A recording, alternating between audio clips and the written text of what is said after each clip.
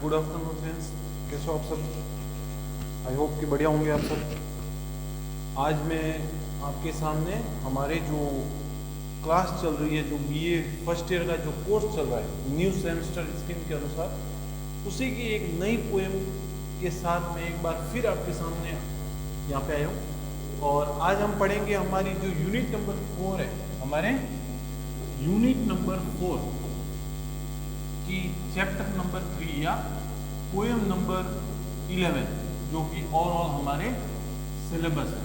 ठीक है, ओवरऑल अगर हम देखने जाए ओवरऑल, तो ये हमारे ओवरऑल देखें तो ये हमारे कौन सी पोएम है, 11th पोएम है। ठीक है, हमारे सिलेबस की। तो ये हमारे जेएनयू के अनुसार हमारा सिलेबस चल रहा है।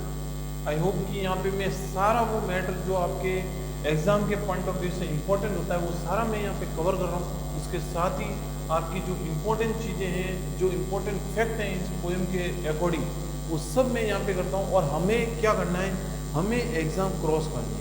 हमें किसी वस्तु के लिए इतना बड़ा ज्ञाता नहीं बनना है, या आपको कोई पीएचडी नहीं करनी है यहाँ पे। ठीक है, आपको क्या करना है, एग्ज़ाम क्रॉस करना है और उसके अनुसार ही आपको क्या करना है, यहाँ पे पढ़ना है। ठीक है, तो इसलिए पॉइंट ऑफ एग्जाम के पॉइंट ऑफ व्यू से जो भी मैटर मैं यहाँ पे लेके आता हूँ वो क्या है, पूरी तरह से सफिशिएंट है। इसके बाद कई बार आपके मैसेज आते हैं कि आप कहते हो कि कौन सी बुक अपनी जो फर्स्ट ईयर के अकॉर्डिंग बढ़िया है। तो मैंने आपको पहले ही बता दिया है कि जो हमारे AK महेश्वरी मैडम की जो बुक चलती है, ठीक है, स्टैंडर्ड बुक है, ठीक है, ये कि हम इसे एक गाइड बुक भी कह सकते हैं। यही क्या है, सबसे बेटर आपके लिए अभी ऑप्शन है। इसलिए क्योंकि आप अगर जो बुक्स लाओगे या किसी ऑथर की बुक लाओगे तो उसके अंदर अगर ट्रांसलेशन नहीं होगा तो आपके लिए वो बुक क्या पड़ जाएगी, हार्ड पड़ जाएगी, या आपको वो बुक समझ में भी नहीं आएगी।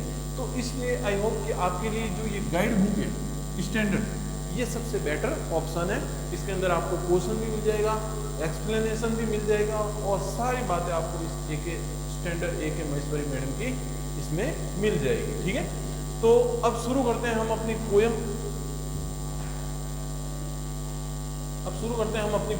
क्या नाम है, बेंगल सेलर। और ये किसके द्वारा लिखी गई है, सरोजनी नायडू।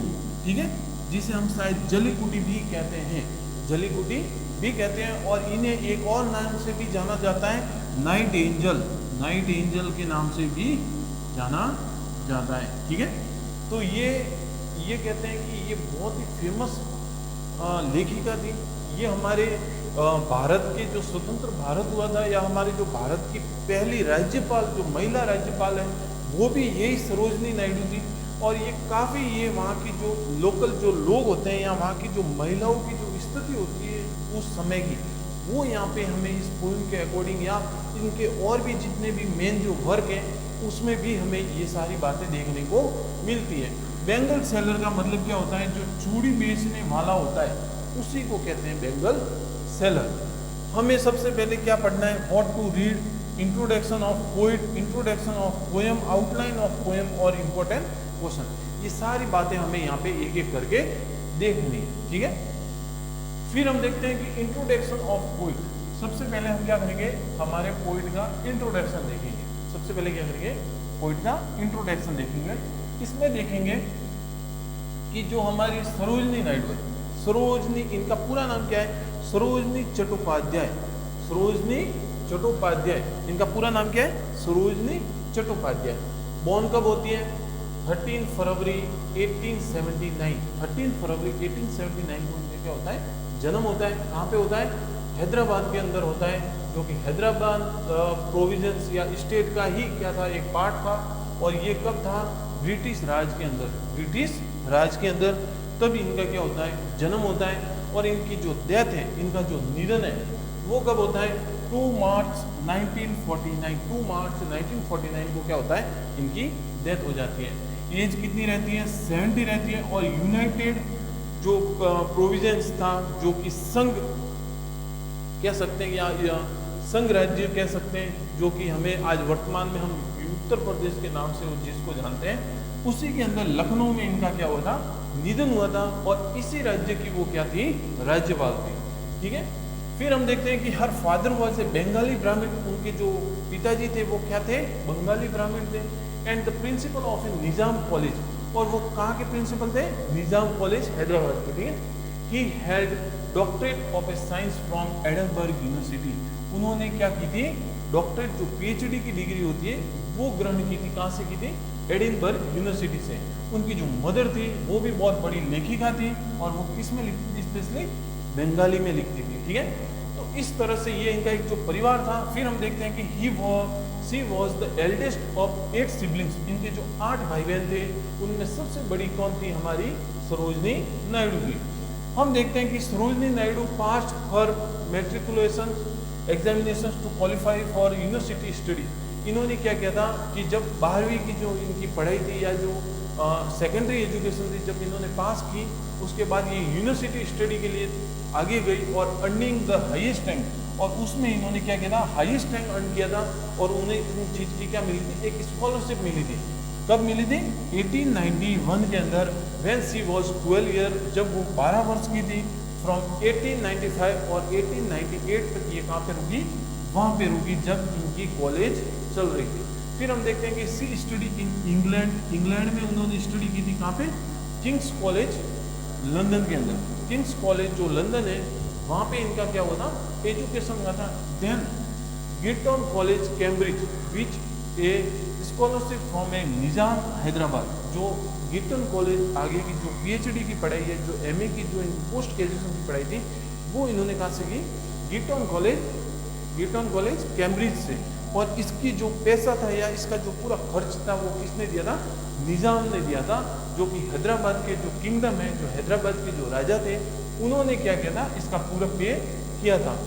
से मीट आर्टिस्ट, वहाँ पे इन्होंने बहुत सारे कलाकारों को मिलती है जो कि क्या थे, एस्थेटिक थे और डिकेडेंट मूवमेंट, जो कि वहाँ के जो मूवमेंट थे, जहाँ वहाँ के आंदोलन थे, जो कहते हैं ना कि आस्तिक नास्तिक के ऊपर जो आंदोलन चलते थे उस समय वहाँ पे, तो उनको काफ़ी समय तक वहाँ पे ये उनके संपर्क में आई, वहाँ पे उन लोगों से मिले।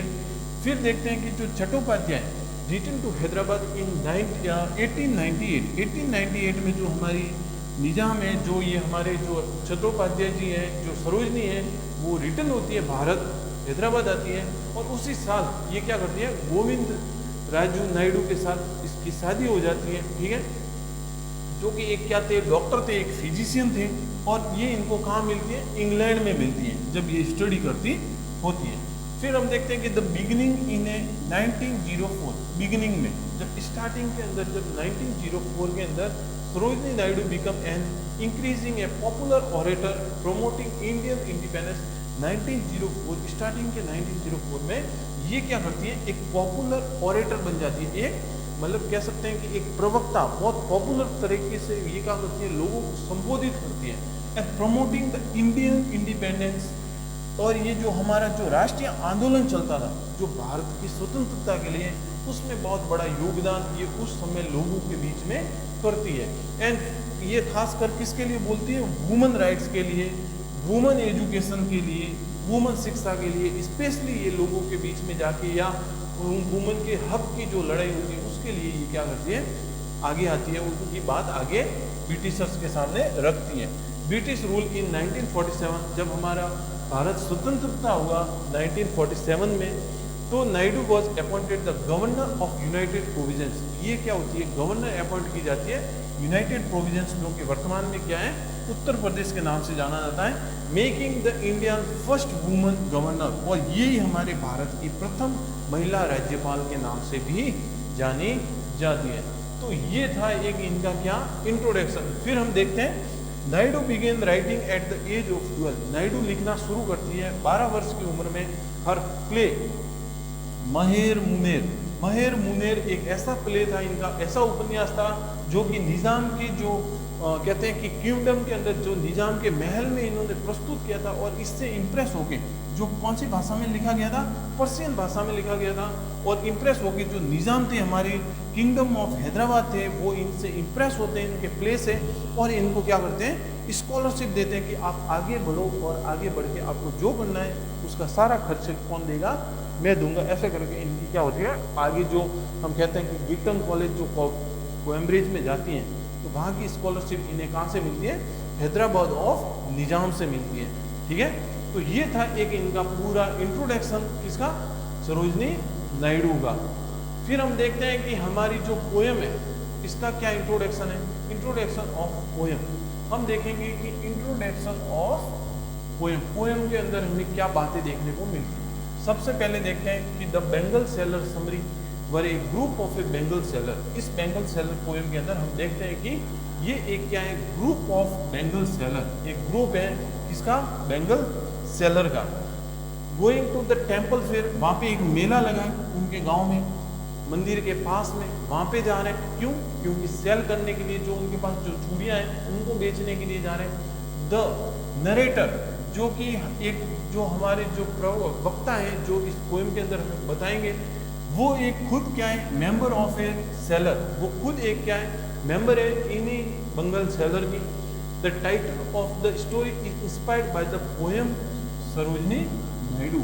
और ये जो पोएम है, ये जो हमारी पोएम है, ये क्या है? इंस्पायर होके, इन सारे लोगों से इंस्पायर होकर ही हमारी जो सरोजनी नायडू है, इस पोएम का नाम क्या करती है? ये कहते हैं कि ये जो बेंगल सेलर है ये देती है, या इनका टाइटल ये देती है। ठीक है, फिर हम देखते हैं कि it describe the life of Indian woman. यहाँ पे स्पेशली इस पोएम के अंदर हमें जो हमारे भारतीय महिला थी, जब स्वतंत्रता के समय उनकी क्या लाइफ थी, उसके बारे में हम यहाँ पे देखेंगे, या उसके बारे में हम यहाँ पे हमें जानने को मिलेगा। देयर कल्चर्स, उनकी जो संस्कृति थी, एंड देयर ट्रेडिशन, उनके जो रीति रिवाज थे, वो सारी बातें भी हमें यहाँ पे देखने को मिलती है।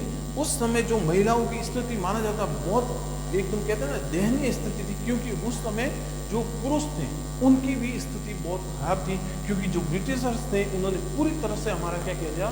शोषण कर लिया था। ठीक है, तो किसी के पास पैसा नहीं था, बहुत गरीबी थी, तो उस समय जो ये महिलाएं थी, तो ये भी बेचारी क्या करती थी? इनकी जो स्थिति थी, काफ़ी एजुकेशन में कहें तो हर वस्तु में भी ये महिलाएं क्या थी? कहीं ना कहीं हमारे से पीछे थी। देयर कल्चर, तो इसी की आवाज़ उठाने के लिए हमारी जो सरोजनी नायडू है ये आगे आती है, बहुत अच्छा काम करती है। फिर हम देखते हैं कि the story is about the bangle seller. यहाँ पे हम जो ये स्टोरी पढ़ेंगे, ये पोएम नहीं है, एक स्टोरी है। ये क्या है? एक बेंगल सेलर की क्या है? पूरी एक स्टोरी है। They urge the passers to buy to look at their bangles. और वहाँ पे जो पासर्स हैं उस मेले के अंदर जो लोग घूम रहे हैं, वो क्या कर रहे हैं? उनकी जो बेंगल्स है, जो उनकी टोकरी के अंदर जो चूड़ियाँ पड़ी है, उनको देख रहे हैं। And buying for their daughters and wife, और वो खरीदते भी हैं उनकी बेटियों के लिए या उनकी धर्मपत्नी के लिए। ठीक है, तो ये क्या थी? एक इंट्रोडक्शन है कि किस तरह से एक महिला की स्थिति थी, महिलाओं का कल्चर था, और किस तरह से वो लोग जो जा रहे हैं आ रहे हैं, वो अपनी पत्नियों के लिए क्या है? अब उनके अनुसार वो वहाँ से चूड़ियाँ खरीद रहे हैं। फिर हम देखते हैं कि this poem also describe how to bangles are attached with their emotions. यहाँ पे हमें एक चीज़ और जानने को मिलेगी कि किस तरह से यहाँ की जो ये बेंगल्स है, ये इनका जो इमोशंस है, ये bangles are attach with their emotions, उनके इमोशंस के साथ जुड़ी हुई है महिलाओं के। This bangles are also represent the transaction of the girl from young to old. और ये जो हमारी चूड़ियाँ हैं, ये हमें ये भी बताएगी किस तरह से अलग अलग एज ग्रुप के अंदर अलग अलग हमें यहाँ पे जो महिलाएं या ये जो लड़कियाँ ये यहाँ पे देखने को मिलती है। ठीक है, तो इस तरह से हम देखेंगे कि किस तरह से ये चूड़ियाँ दो काम कर रही हैं, कि किस तरह से महिलाओं का या जो लड़कियाँ उनका इमोशंस बता रही है, और किस तरह से वो एक गर्ल्स से लेके एक ओल्ड तक का जो एक एज ग्रुप होता है लड़कियों का, वो यहाँ पे डिस्क्राइब करेगी। This poem also describe the daily life of Bengal seller. ये पोएम हमें एक और बात बताएगी कि किस तरह से जो कि बेंगल सेलर है उनका दैनिक जीवन किस तरह से गुजरता है, किस तरह की परेशानियां उनके जीवन में होती हैं, वो भी हमें ये पोएम पूरी तरह से यहाँ पे बताएंगे। अब हम देखेंगे इस पोएम की क्या आउटलाइन बताएंगे। ठीक है, सबसे पहले हम क्या देखेंगे? आउटलाइन देखेंगे कि इस पोएम के अंदर जो हमारी मुख्य बातें वो क्या क्या है। सबसे पहले देखेंगे कि in the first stanza of the bangle seller, यहाँ पे हम पहला स्टैंजा जो कि हमारे पोएम के अंदर है, उसके अंदर क्या बातें बताई है? The narrator describe the bangle seller are shouting as they are trying to sell the bangles in the temple fair. कि पहले पैराग्राफ में ये बता रही है कि किस तरह से जो बेंगल सेलर है वो क्या कर रही है? शाउटिंग कर रही है, चिल्ला रही है कि वो अपना क्या करें, उन चूड़ियों को बेच सकें उस मेले के अंदर। The speaker compares the bangles as a lustrous token of a radiant life. यहाँ पे ये बता रहे हैं कि जो ये चूड़ियाँ ये एक लस्टरियस टोकन है, ठीक है, एक किसी की एक भावना है, किसी की एक वस्तु है जो कि ये यहाँ पे जो रेडियंट लाइफ है, जो रेडियंट जीवन है, उनको दर्शाती है। The speaker thinks that this bangles can bring happiness to their daughters and wife. और यहाँ पे बताती है कि किस तरह से ये जो चूड़ियाँ हैं ये लोगों के जीवन में उनकी पत्नी या उनकी जो बेटियाँ हैं उनको क्या करती हैं, खुशी देने का काम करती है। इन द सेकेंड स्टेंजा, ये जो हमारा पहला स्टेंजा था, इसके बाद हम देखते हैं कि किस तरह से पहले स्टेंजा में कहते हैं कि ये जो महिलाएं हैं ये शाउटिंग करी है मेले के अंदर, और ये जो एक बंगाल्स है, ये जो चूड़ियाँ ये एक किस चीज़ का काम करती है, एक भावनाओं का काम करती है किसी व्यक्ति के लिए उसके जीवन के अंदर। और ये कहते हैं कि किस तरह से यहाँ पे जो लोग हैं वो एक खुशी के लिए अपनी बेटी, अपनी पत्नी के लिए, उनकी हैप्पीनेस के लिए ये चूड़ियाँ खरीदते हैं। और इस तरह से जो हमारा पहला स्टेंजा ये पूरा होता है। फिर हम देखते हैं कि हमारे जो सेकंड स्टेंजा है इसमें देखेंगे कि the bangle seller say that they carry various kind of Bengal for different type of woman. यहाँ पे देखते हैं कि किस तरह से जो महिलाएं, जो पुरुष वहाँ से गुजर रहे हैं या महिलाएं गुजर रही हैं, वो अपने यहाँ पे अलग अलग तरह की क्या ले रही है, चूड़ियाँ खरीद रही हैं अलग अलग वुमन के लिए, मतलब अलग अलग जो एज ग्रुप की है, जिस तरह की उनकी ज़रूरत है। जैसे बच्चों के लिए अलग खरीदेगी, नई जो दुल्हन है उसके लिए अलग होगी। तो अलग अलग तरीके की अलग अलग टाइप की यहाँ पे चूड़ियाँ कौन खरीद रही हैं, ये महिलाएं खरीद रही है। फिर हम देखते हैं कि the speaker says there are bangle for young girls and they are silver and blue in the colour. यहाँ पे कहते हैं कि जो यंग गर्ल्स हैं, जो कि लड़कियां हैं, उनके लिए जो चूड़ियां हैं वो स्पेशली कौन से कलर की है, सिल्वर एंड ब्लू कलर की। क्यों है, क्योंकि he compares the silver and blue colours to mountain mist. जो माउंटेन मिस्ट है, माउंटेन के ऊपर, जब माउंटेन के ऊपर जो एक मिस्ट होता है, जब आसमान और दोनों ये एक चीज लगते हैं, जैसे दोनों एक ही के अंदर है, या मतलब एक दोनों का मिलन हो रहा है, तो वहाँ पे जो कलर बनता है वो एक ब्लू कलर बनता है या ब्लू ब्लैकनेस टाइप का कलर बनता है। उसी का कंपेयर यहाँ पे इन्होंने, जो हमारे स्पीकर है, इन्होंने किया है। विच represent the freshness of youth, जो कि हमें यहाँ पे किन चीज़ों के बारे में दर्शा रहे हैं कि एक यूथ होता है, एक नौजवान लड़की होती है, उसके अंदर जो फ्रेशनेस होती है उसका मैसेज दे रही है। Some bangles are red and pink, कुछ बेंगल्स कैसी हैं, लाल और गुलाबी रंग की है, in colours, and they are compare to tender flower birds. मतलब ये किसको कंपेयर करती है कि जो हमारे फूल पत्ते होते हैं, जब वो स्प्रिंग सीजन के अंदर झड़ जाते हैं और जब उनकी नई वापस कलियां आती है या नए जो फूल आते हैं, तो वो किस कलर के होते हैं, उसी कलर को क्या कहते हैं हम, रेड एंड पिंक कलर कहते हैं। वहाँ पे ये दो कलर उन चीज़ों को क्या कर रही हैं, डिस्क्राइब करती है। The birds that dreams represent the dreaming for marriage and the green bangles. यहाँ पे क्या करें कि जो ये बर्ड्स हैं, ये जो लाल और गुलाबी रंग की जो चूड़ियाँ हैं, ये किसी के लिए ड्रीम पैदा कर रही है, मतलब किसी के लिए सपने का काम कर रही है कि जो लड़कियां हैं वो अपने सपने देख रही है, किसके, शादी के बारे में। तो ये चूड़ियाँ, लाल और गुलाबी रंग की चूड़ियाँ उन लड़कियों के लिए है जो कि शादी के लिए सपने देख रही है। फिर देखते हैं the green bangles are represent the freshness of young woman, और जो ये हरे रंग की चूड़ियाँ हैं ये स्पेशली उस वुमन के लिए जो कि क्या है, उस यंग वुमन के लिए जिसको ये फ्रेशनेस फील करवा रही है। और इसी तरह से ये एक स्टेंजा है, describe the early stage of woman life. और ये जो पूरा स्टेंजा हमारा जो वुमन की जो अर्ली स्टेज होती है, जो कि हम गर्ल से लेके जो अर्ली वुमन की स्टेज है 12 से लेके 25 वर्ष की एज की, उस वुमन को क्या कर रही है, उस वुमन की लाइफ को यहाँ पे डिस्क्राइब कर रही है। फिर देखते हैं कि in the third stanza speaks about the yellow Bengal. यहाँ पे पीले रंग की बेंगल्स का भी क्या हो रहा है, डिस्क्राइब हो रहा है, that looks like a field of A sunlight corn. और ये ऐसा फील कर रहा है कि जो एक मक्के का जो खेत होता है, किस तरह से मक्के के खेत के अंदर जो मक्के निकलते हैं और येलो रंग का पूरा दिखता है, उस तरह का कलर हमारे यहाँ पे यंग बेंगल जो हमारे सामने पेश कर रही है। और the field of sunlight corn, this phrase describe the look of A bride in a day of her wedding. यहाँ पे ये जो एक खेत की कंपैरिजन किया है, यहाँ पे जो एक मक्के के खेत के साथ कंपैरिजन किया है, ये क्या है कि एक ऐसा फील करवा रही है कि किस तरह से एक जो ब्राइड है, एक दुल्हन है, वो उसके कहते हैं कि उसकी शादी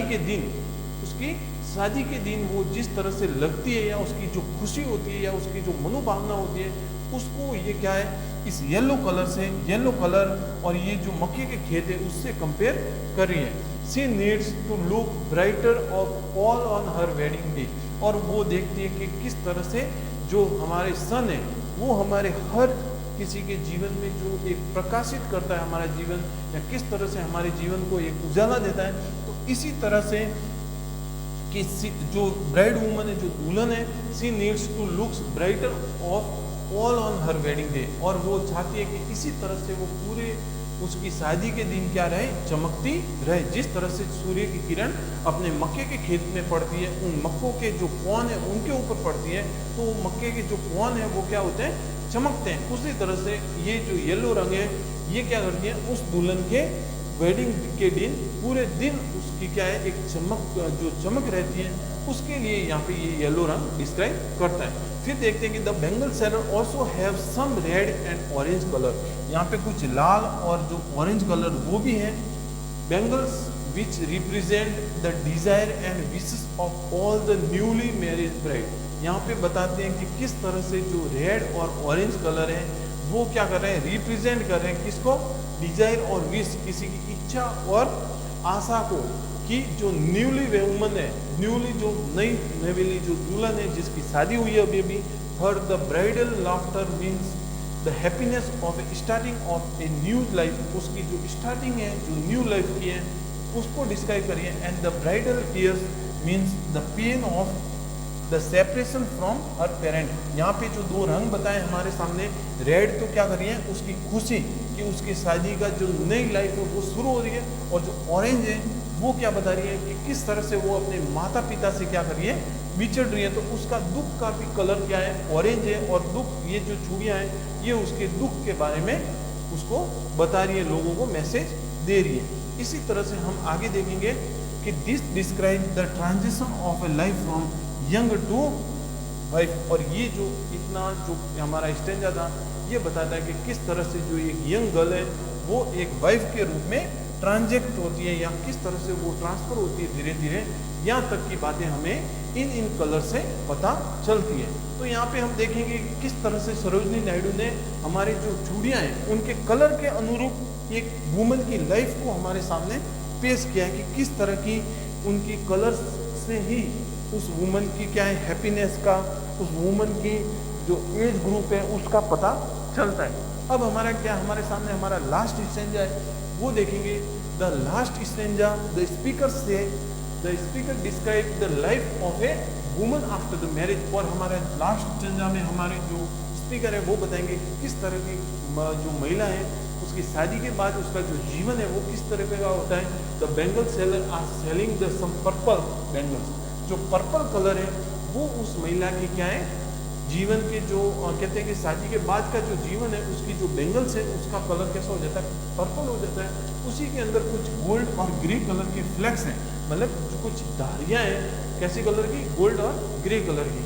this colour describe the life of a woman who has journey through his life and raise the her children well, और ये बताते हैं कि किस तरह से एक महिला अपने जीवन को, अपनी जो मैरिज लाइफ है उसको धीरे धीरे अच्छी तरीके से निभा रही है, और उसके जो बच्चे हैं वो धीरे धीरे क्या हो रहे हैं, बड़े हो रहे हैं।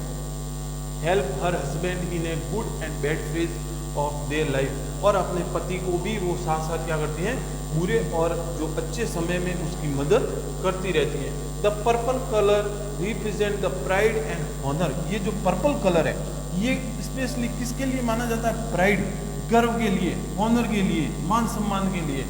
And the grey colour represent the maturity of the middle age woman, और जो ग्रे कलर है वो एक मेच्योरिटी बताता है कि किस तरह से वो लड़की धीरे धीरे बड़ी हो गई, शादी हो गई, और अब जो मेच्योर वुमन बन गई है, जब वो समझदार महिला बन गई है, तो उसी के बारे में जो ये कलर है हमारा कौन सा, ग्रे कलर, ये डिस्क्राइब करता है कि किस तरह से जो महिला है वो इतनी मेच्योर हो गई, इतनी समझदार हो गई है कि वो अपने पूरे घर बार को क्या लेकर चल रही है।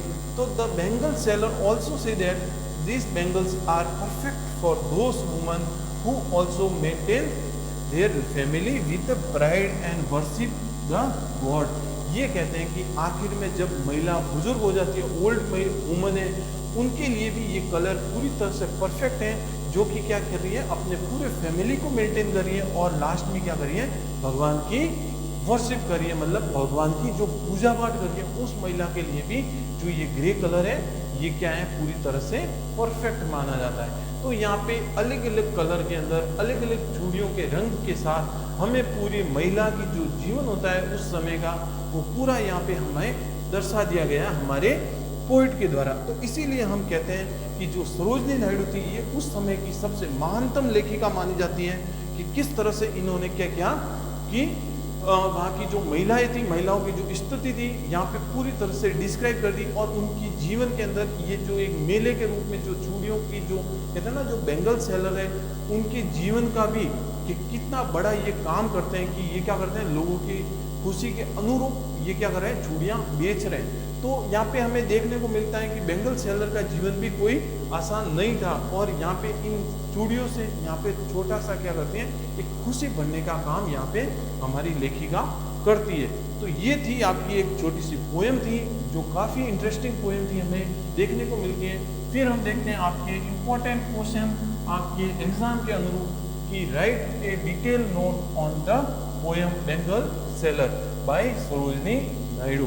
आपको क्या करना है, एक डिटेल नोट लिखना है। इस डिटेल नोट के अंदर महिलाओं की स्थिति बतानी है, वर्तमान में महिलाओं की क्या स्थिति है वो बतानी है, उसको उसके साथ कंपेयर करना है, और इसी के साथ बहुत ही कम शब्दों में क्या करना है, आपको ये बातें पूरी करनी है। फालतू बातें लिखोगे तो आपके नंबर काट दिए जाएंगे।